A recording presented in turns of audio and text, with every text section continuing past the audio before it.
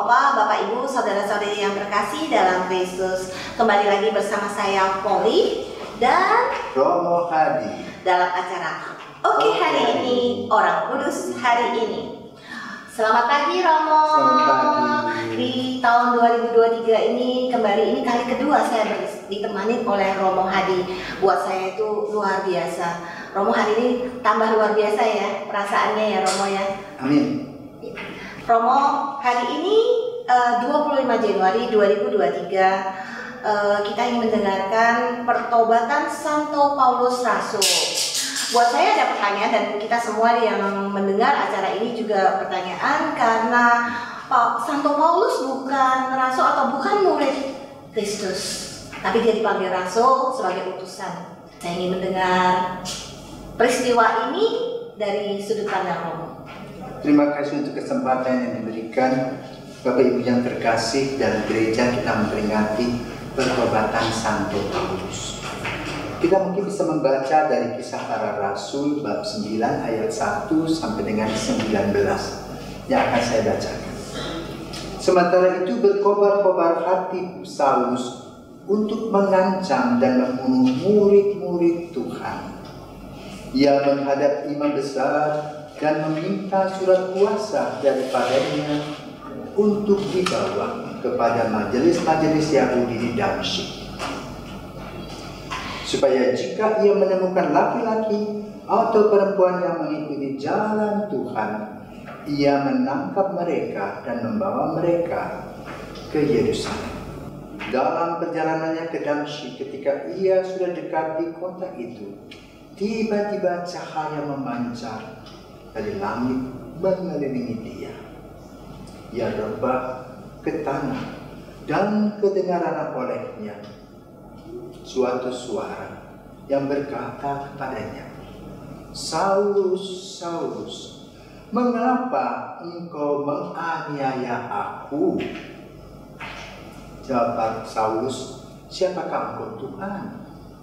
Katanya, "Akulah Yesus yang kau aniaya ini. Tetapi bangunlah dan pergilah ke dalam kota. Di sana akan dikatakan kepadamu apa yang harus kau berbuat." Maka termangu-mangulah teman-temannya seperjalanan, karena mereka memang mendengar suara itu, tetapi tidak melihat seorang juga. Saulus bangun dan berdiri, lalu membuka matanya, tetapi ia tidak dapat melihat apa-apa. Mereka harus menuntun dia masuk ke Damsyik. 3 hari lamanya ia tidak dapat melihat, dan 3 hari lamanya ia tidak makan dan minum. Di Damsyik ada seorang murid Tuhan bernama Ananias. Firman Tuhan kepadanya dalam suatu penglihatan. "Ananias," jawabnya, "Ini aku Tuhan." Firman Tuhan, "Mari pergilah ke jalan yang bernama Jalan Lurus, dan carilah di rumah Yudas, seorang dari Tarsus yang bernama Saulus. Ia sekarang berdoa." Dan dalam suatu penglihatan, ia melihat bahwa seorang yang bernama Ananias masuk ke dalam dan menumpangkan tangannya ke atasnya supaya ia dapat melihat lagi. Jawab Ananias, "Tuhan, dari banyak orang telah mendengar tentang orang ini. Betapa banyaknya kejahatan yang dilakukannya terhadap orang-orang kudus-Mu di Yerusalem, dan ia datang kemari dengan kuasa penuh dari imam-imam kepala untuk menangkap semua orang yang memanggil nama. Tetapi firman Tuhan kepadanya, "Pergilah, sebab orang ini adalah anak pilihan bagiku untuk memberitakan namaku kepada bangsa-bangsa lain, serta raja-raja orang-orang Israel. Aku sendiri akan menunjukkan kepadanya betapa banyak penderitaan yang harus dia tanggung oleh karena namaku." Lalu pergilah Ananias ke situ dan masuk ke rumah itu. Ia menumpangkan tangannya ke atas Saulus dan katanya, "Saulus, saudaraku, Tuhan Yesus yang telah menampakkan diri kepadamu di jalan yang engkau tak lalui telah menyuruh aku kepadamu supaya engkau dapat melihat lagi dan penuh dengan Roh Kudus." Dan seketika itu juga seorang-orang selaput gugur dari matanya sehingga ia dapat melihat lagi. Dia bangun lalu dibaptis, dan setelah dia makan pulihlah kekuatannya. Nah saudara, inilah pengalaman yang luar biasa dari Saulus menjadi Paulus. Saulus sudah mendapatkan kurban, yaitu Santo Stefanus, diakon yang pertama. Tapi Tuhan mempunyai rencana. Dan benar, setelah dia sembuh dari kebutaannya, Paulus ini amat sangat luar biasa. Dikatakan tadi dalam Kisah Rasul-Rasul bahwa dia dipilih untuk mewatakkan dirinya, yaitu Kristus, kepada bangsa-bangsa lain. Maka kalau kita amati, Paulus ini luar biasa. Surat-suratnya amat cantik, ya, kepada surat-surat orang di Roma, umat di Korintus, di Galatia, di Tesalonika, ya, begitu banyak cerita tentang pengalaman iman dalam Yesus. Dia pun berkeliling sampai ke Roma 3 kali. Setelah merasa mantap, dia mengajak Petrus ke sana. Maka kemudian kita menjadi Katolik Roma berkat dua orang ini, dua tonggak yang saling bahu-membahu. Yang hebat dari Paulus adalah dia menghargai apa yang dikatakan oleh Yesus tentang Petrus. Petrus kita ketahui bahwa dia hanya tahu bahasa Arab, dia tidak mengerti bahasa Latin. Tetapi Paulus mengerti kenapa dia berkebangsaan Romawi. Dia lahir di Tarsus di Kilikia. Dan dia sekolah Halel, dan gurunya hebat, yaitu Gamaliel. Maka dia boleh katakan hafal ayat-ayat hukum Taurat itu. Dan dia mempunyai tekad tadi menghapuskan orang-orang yang disebut jalan Tuhan tadi. Namun rencana Tuhan lain. Setelah dia dijamah oleh Yesus dalam 3 hari 3 malam, dia berubah total 180 derajat. Kaki menjadi kepala, kepala menjadi kaki.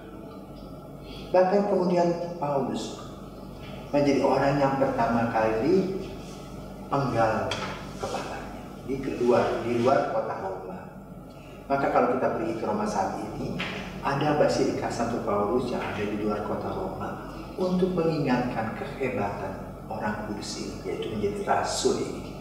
Yang bukan 12 murid, tapi disebut rasul karena apa? Dia luar biasa mengajak kita untuk melihat bagaimana Kristus itu berkorban. Amat sangat hebat, ya.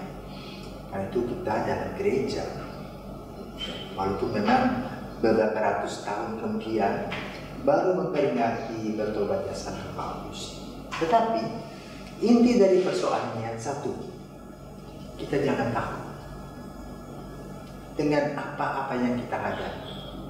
Kita percayakan kepada Tuhan sebagaimana Paulus.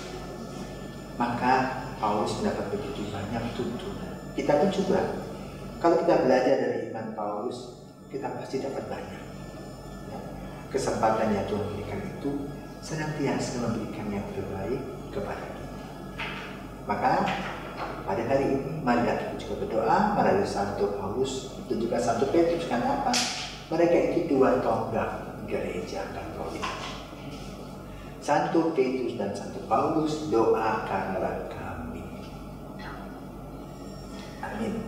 Luar biasa Romo, saya tersentuh sekali dengan cerita ini karena mengimani kita untuk lebih percaya kepada Yesus Kristus.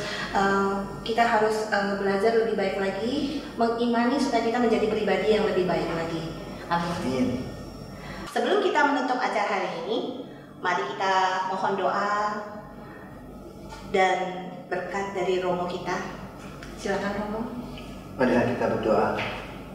Bapa yang penuh kasih, kami mengucap syukur kepadamu karena Kau telah memilih Santo Paulus menjadi rasul yang perannya luar biasa bagi gereja Katolik Roma. Ia telah memberikan begitu banyak kesan dan pengalaman ilahinya yang tertuang dalam surat-surat yang begitu indah dan sampai hari ini tetap relevan. Kenapa? Yang menulisnya dengan penghayatan iman yang luar biasa.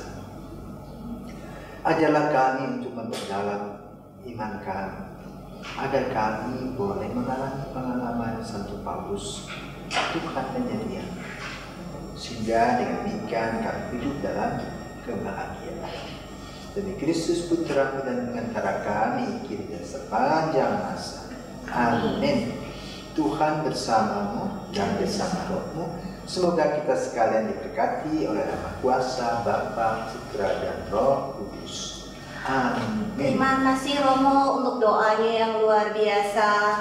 Sebelum kita mengakhiri acara hari ini, saya mewakili Romo Hadi untuk para penonton minta untuk subscribe dan like dan share acara YouTube channel ini. Semoga kita lebih maju, dan juga kami mohon doa para pemirsa untuk Romo Hadi agar selalu dia dalam keadaan sehat, beliau dalam keadaan sehat, dan selalu menemani kita di acara Oke hari ini, Orang Kudus hari ini berikutnya.